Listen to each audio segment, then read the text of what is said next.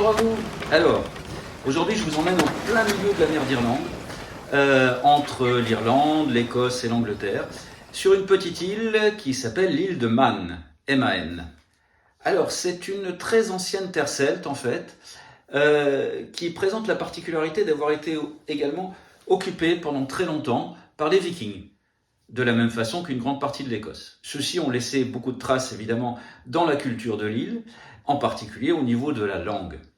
Quant au drapeau, eh bien, ce drapeau assez original dans le monde celtique est un des plus anciens, puisqu'il date du XIIIe siècle.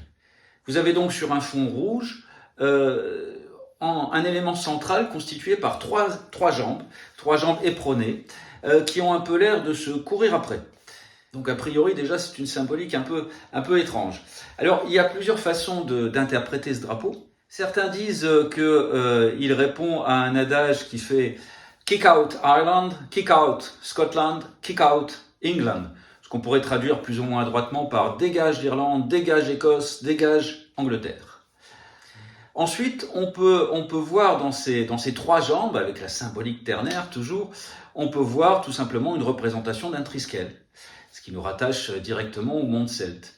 Enfin, on peut observer une parenté, comment dirais-je, un peu surprenante, avec le drapeau d'une autre île, le drapeau de l'île de Sicile. Comme vous pouvez le voir, on retrouve une symbolique qui pourrait être celle d'un triskel.